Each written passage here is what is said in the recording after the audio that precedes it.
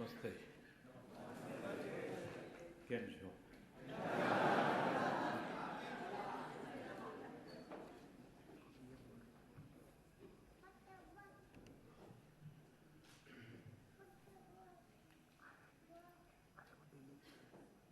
Kobe में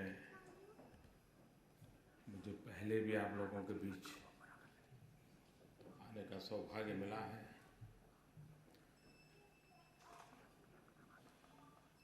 तब तो पता तक नहीं था कि ऐसा कोई इंसान प्रधानमंत्री बन जाएगा. उस समय भी आप लोगों ने मुझे इतना प्यार दिया था कि जो मैं कभी भूल नहीं सकता हूँ. कोबे में आए और आपको मिले बिना चले जाएं,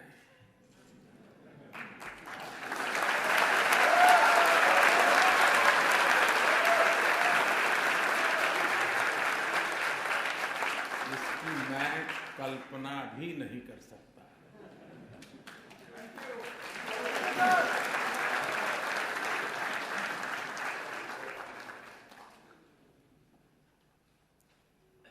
मैं कल प्रधानमंत्री अबे से बात कर रहा था. कोबे के मेरे संबंधों के संबंध में मैंने उनसे कहा कि 2001 में जब गुजरात में भयंकर भूकंप आया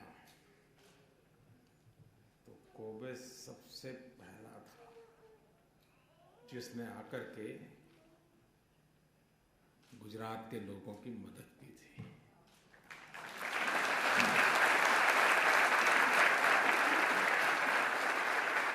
और उसके पहले ही यहाँ भूकंप हुआ था.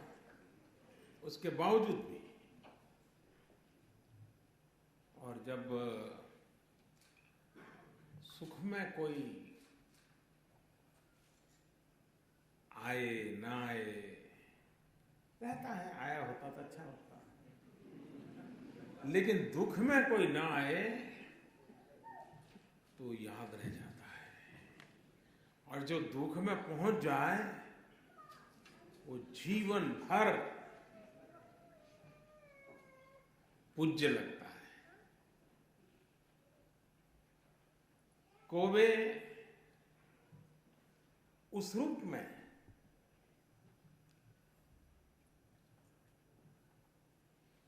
दुख की स्थिति में हाथ बटाने वालों में से सबसे पहले था. तो उसका स्मरण रहना, उसके प्रति आदर भाव रहना बहुत स्वाभाविक है.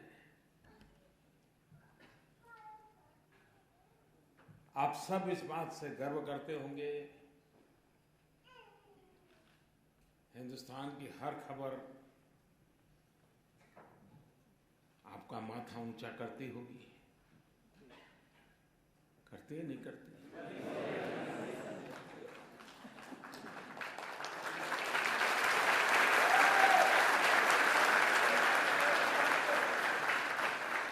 सीना तान करके आंख में आंख मिला करके बड़े हौसले के साथ अब बात कर पाते होंगे. और उसका कारण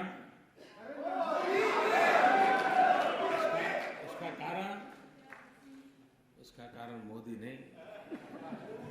उसका कारण 125 करोड़ हिंदुस्तानी है.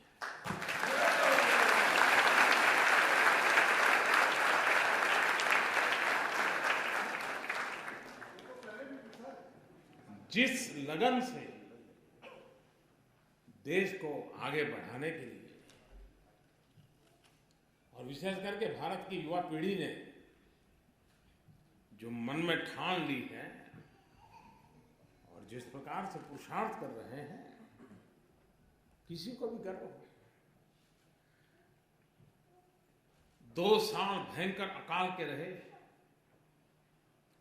बारिश बहुत कम हुई थी और भारत की अर्थव्यवस्था ऐसी है कि अकाल में सब कुछ चरमरा जाता है. लेकिन उसके बावजूद भी 2 साल के भयंकर अकाल के बावजूद भी, स्कैर्सिटी के बावजूद भी सारा विश्व एक आवाज से कह रहा है कि बड़ी इकोनॉमी में सबसे तेज गति से आगे बढ़ने वाली अगर कोई इकोनॉमी है तो उसका नाम हिंदुस्तान है।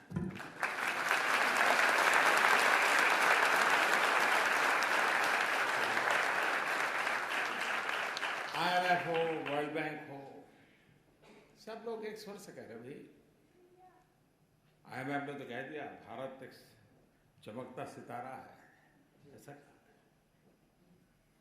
विश्व भर के अर्थशास्त्री मानते हैं कि भारत बहुत तेजी से आगे बढ़ रहा है।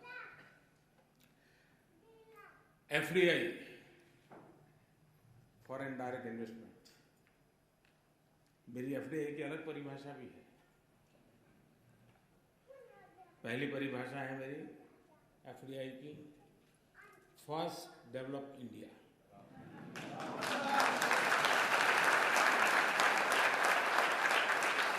और दूसरी है फॉरेन डायरेक्ट इन्वेस्टमेंट। और इन दिनों भारत के इतिहास में सबसे ज्यादा FDI भारत को प्राप्त हो रहा है, और FDI प्राप्त करने का ग्रोथ रेट भी है वो हिस्टोरिकली हाईएस्ट है। तो ये चीजें इस बात को उजागर कर रही है कि देश आर्थिक विकास में बहुत तेज गति से आगे बढ़ रहा है। हमारे देश में गरीबी की चर्चा हमेशा हुई है, ऐसा नहीं कोई मैंने आकर के शुरू की, पहले भी हुई है, लेकिन ज्यादातर चुनाव के समय हुई है। बाद में सब भुला दिया। मैंने चुनाव के बाद शुरू कर दी है और बहुत तेज गति से उस बात को आगे बढ़ा रहा हूं कि देश को गरीबी से मुक्त करना चाहिए।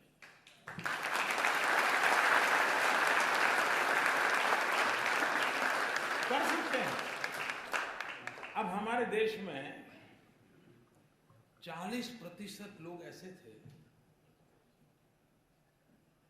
उनके नसीब में बैंक का दरवाजा भी नहीं था। वो सोच ही नहीं सकता कि इतने बड़े बिल्डिंग में जहां इतने शीशे लगे हो मैं अंदर जा सकता हूं कि नहीं जा सकता। हमने आकर के अभियान चलाया कि सबसे पहले सबके बैंक के खाते खोल देंगे। अब पैसे तो थे नहीं, स्टेशनरी का भी खर्चा होता है, फॉर्म का भी तो खर्चा, 8 आना रुपया तो होता ही होता है। हमने सरकार को कहा नहीं, 1 पैसा लेना नहीं, मुफ्त में खाते खोलो। तो कुछ दिन तो आप जानते हो मेरा क्या हुआ होगा, लेकिन खैर फिर सरकार में सब लोग मान गए। और हमने गरीबों से कहा कि आपके पास 1 नया पैसा नहीं होगा तो भी आपका बैंक का खाता खुलेगा। और देश में करीब करीब सभी गरीब परिवारों के बैंक के खाते खुल गए। अब हमने तो गरीबों को कहा था 1 रुपया नहीं होगा तो भी खुलेगा, लेकिन हमारे देश की विशेषता है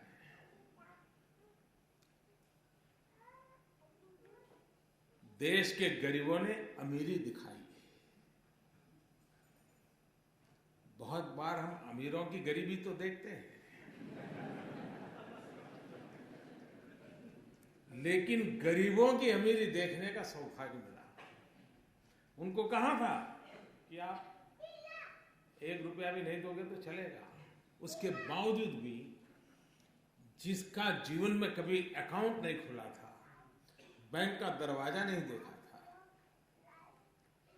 इस एक शब्द पर इन गरीबों ने बैंक खातों में करीब करीब 45,000 करोड़ रुपया जमा किया। 45,000 करोड़ रुपया।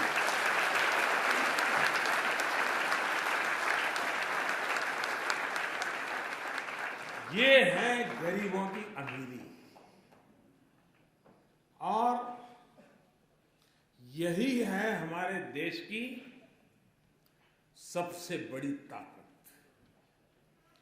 जो देश हम जैसा चाहते हैं वैसा बनाने का सामर्थ्य रखती है। 2011 में जापान में बड़ी प्राकृतिक आपदा आई। आपके यहां भूकंप आया, सुनामी आई। उसी समय आपके यहां फुकुशिमा की दुर्घटना हुई। 2011 के वो दिन याद करें। बिजली में कटौती, पानी भी 4 बॉटल जरूरत है तो 1 बॉटल से चलाना, दही लाना है तो नहीं भाई मत लाओ, कम लाओ। और सिर्फ वहां नहीं जहां पर आपत्ति आई थी, पूरे जापान में सरकार ने इच्छा व्यक्त की सरकारी दफ्तरों के लिए, लेकिन इस देश की जनता ने इसे अपनी जिम्मेवारी माना और हर कोई कोट पैंट टाई बंद करो तो बंद किया, एसी बंद करो बंद किया, पानी जरूरत से ज्यादा मत लो नहीं लिया, कम चीजों से घर खाने में चला तो 3 सब्जी बनाते हो 1 सब्जी चलता है, ये आप लोगों ने किया, जापान के लोगों ने किया। जब मैं पढ़ रहा था ये सारी चीजें और जब मैं बाद में आया था तब जब सुनता था लोगों से तो मुझे भी कभी होता था कि कैसे महान लोग हैं, देश के लिए क्या कुछ कष्ट झेलते हैं। लेकिन कभी कभी मौका मन में आता था कि क्या हमारे देश में भी ऐसा हो सकता है, क्या ये संभव है क्या? लेकिन आज मैं बड़े विश्वास से कह सकता हूं कि हिंदुस्तान का सामान्य मानवी भी अगर उसे अवसर मिले, मौका मिले, जिम्मेवारी की बात आ जाए, जैसा आपने करके दिखाया, वह भी पीछे रहने वालों में से नहीं है, ये मैं अनुभव से कहता हूं।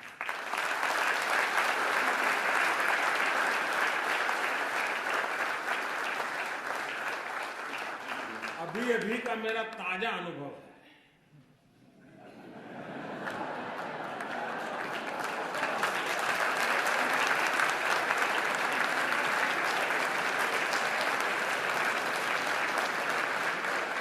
कौन से वाला?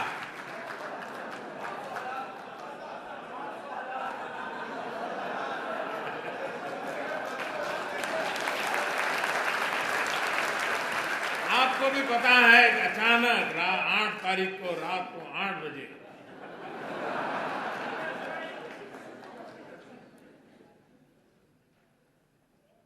$500 और 1000 के नोट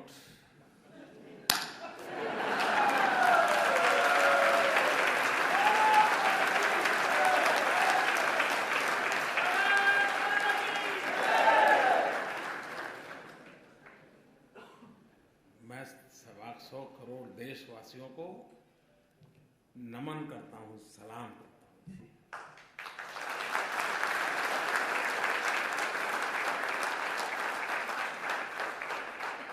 घर में शादी है, वैसे नहीं है। मां बीमार है, 1000 के नोटों का थप्पा है, लेकिन मुश्किल है। इन सब के बावजूद भी तकलीफ है, ये पता है, खुद को है पता है, अड़ोस पड़ोस को है पता है, उसके बावजूद भी लोग मुंह में उंगली डाल डाल करके पूछवाते थे, मोदी को कुछ बोलो, कुछ मोदी के खिलाफ बोलो, ऐसा भी चल रहा है। लेकिन मैं देश के लोगों को 100 सलाम करता हूं।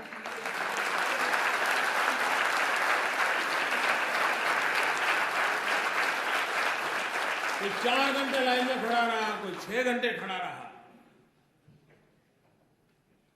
लेकिन तकलीफ झेली, लेकिन देश के हित में इस निर्णय को वैसे ही स्वीकार और स्वागत किया है जैसे 2011 में जापान के हर नागरिक ने करके दिखाया।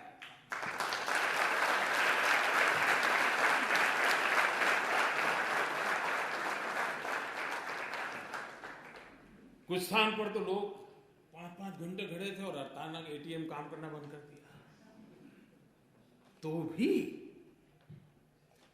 चलो कल ठीक हो जाएगा। ये अपने आप में देश के उज्जवल भविष्य की निशानी है, उज्जवल भविष्य की निशानी है। ये ठीक है कि पाप करने वालों की संख्या कोई ज्यादा नहीं होगी, 1 लाख 2 लाख 5 लाख लोग होंगे, मुसीबत 125 करोड़ को हो रही है, लेकिन फिर भी 125 करोड़ को लगता है कि अगर इतना सा झेलने के बाद, और आपने देखा होगा अब तो व्हाट्सएप पर सब आता होगा, पहले गंगा में कोई चवन्नी नहीं डालता था,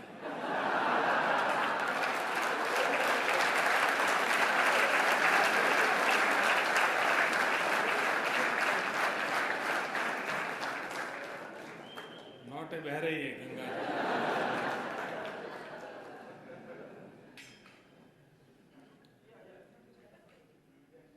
आप मुझे बताइए,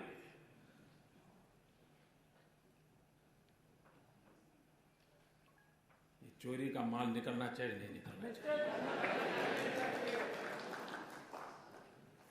सामान्य मानवी को शिकायत ये होती है कि आप एक को फायदा हो दूसरे को नुकसान हो, तो उसको लगता है भाई कानून सबके 500 की नोट गई, सबके 1000 की नोट गई, मोदी की भी 1000 की नोट अब बाजार में चलने वाली नहीं है, तो लोग कहते भाई ये बढ़िया है।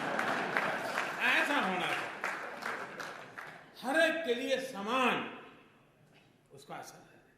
और इस कारण, इस निर्णय से मुझे भी पता नहीं था कि मुझे ऐसे आशीर्वाद मिलेंगे, जिस आशीर्वाद के शायद मैं जब सोच रहा था कि ये करूंगा तो क्या क्या तकलीफ आएगी, क्या क्या फायदा होगा, वो तो मैं सोचा ही नहीं था। मैं दिमाग खपा रहा था कैसे करूं कैसे, और अच्छा एक काम ऐसा था कि लोगों से बता भी नहीं सकता था, अचानक करना पड़े वरना तो खेल खत्म। जो लोग इतना जमा कर सकते हैं वो अपनी जगह भी कर सकते हैं, तो इसलिए इसको सीक्रेट रखना भी जरूरी था। तो मैं सोच रहा था ये तकलीफ होगी, ये तकलीफ होगी, ये मुश्किल होगा, तो हमारी छोटी सी टीम थी, बैठ करके रास्ते खोद रहे थे, लेकिन मैंने ये नहीं सोचा था उसमें से मुझे कोई आशीर्वाद भी मिलेंगे। जब लोगों को पता चला कि किसी गृहिणी के, कि हर महिला सब्जी लेने जाती थोड़ा बचा लेती है, साड़ी के पल्लू में बांध के रखते हैं, घर में सब खाली हुआ, मुसीबत आई वो निकाल के दे देगी, लो जाओ जाओ ले जाओ। हमारे देश में महिला कुछ न कुछ बचा के रखती है, और ईमानदारी का होता है, कोई बेईमानी का पैसा नहीं होता है। जब हमने कह दिया कि अगर किसी गृहिणी का 2.5 लाख रुपया अगर वो बैंक में जमा कर देगी तो सरकार उसको नहीं पूछेगी कि ये 2.5 लाख रुपए कहां से आए थे।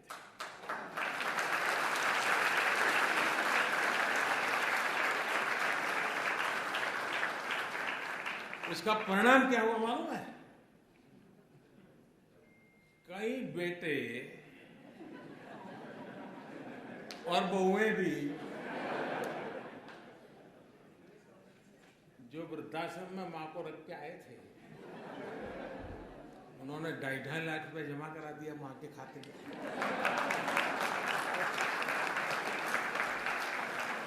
अब मुझे बताइए वो मां मुझे आशीर्वाद देगी कि नहीं देगी? ऐसी वृद्ध मां आशीर्वाद दे तो फिर योजना सफल होने में कोई आशंका रहती है क्या? भाइयों बहनों, ये बहुत बड़ा स्वच्छता का अभियान है।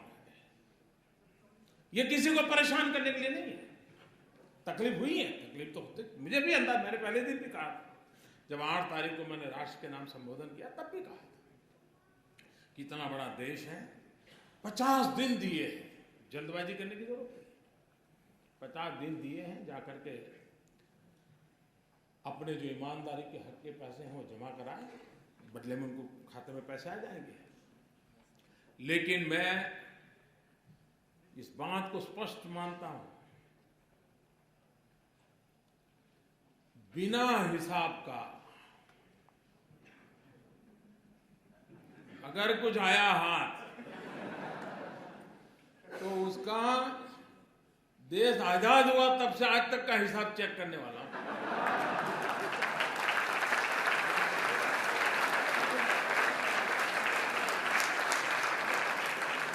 जितने लोगों को नए लाना पड़ेगा ला करके भी इस काम में लगाऊंगा। हाँ, ईमानदारी का है, उसका जय जयकार, उनको कोई प्रॉब्लम नहीं। लेकिन इस प्रकार से किसी ने जमा किया और वो सोचता होगा कि आज बैंक में रख दूंगा फिर देख लूंगा, कोई बचने वाला नहीं है। और जो लोग मुझे जानते हैं वो कुछ समझदार भी है, तो उनको लगता है यार बैंक में जाने के बजाय गंगा जी में जाना अच्छा है। पैसे मिले या न मिले, पुण्य तो मिल जाएगा। और इसलिए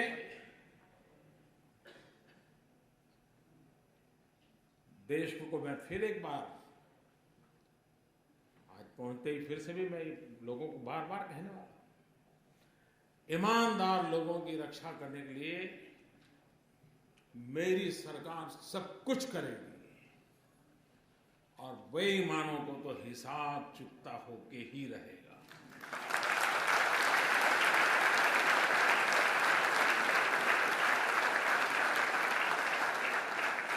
अच्छा, ऐसा नहीं कि हमने रातों रात किया है। हमने पहले एक स्कीम निकाली कि भाई आप इतना दंड देकर के जितना दे सकते हो दे दीजिए। तो करीब 67,000 करोड़ रुपए आए। तब भी कुछ लोग तो कहते थे कि मोदी फेल हो गए, मोदी का कुछ नहीं हुआ, लेकिन आखिर भी आंकड़ा आया तो अब वो बोलते ही नहीं। और पिछले 2 साल में इस प्रकार के अलग अलग जो प्रयास किए, करीब करीब 1.25 लाख करोड़ रुपया वापस आया। 1.25 लाख करोड़ रुपया।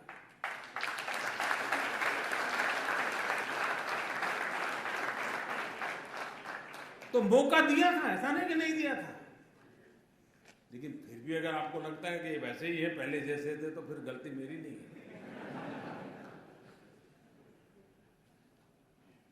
और इसलिए, और जो लोग अब 30 दिसंबर तक उनके पास समय है, और 30 दिसंबर तक कोई तकलीफ के बिना सारा कारोबार, हाँ जल्दबाजी करेंगे तो थोड़ी तकलीफ हो सकती है, लेकिन 30 दिसंबर तक कोई मुश्किल नहीं होगा। 125 करोड़ देशवासियों का उनके हक की चीजें मिल जाएगी। लेकिन कुछ लोग सोचते होंगे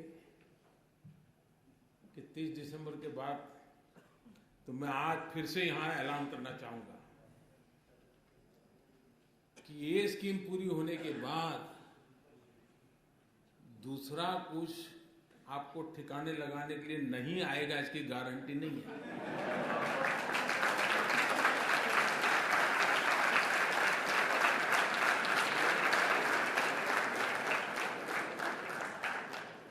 अब दुनिया इतनी बदल चुकी है, हमने मुख्य धारा में, आप ठीक है पहले कर लिया भाई, मैंने मौका दिया, बेटों का नसीब की चिंता करो।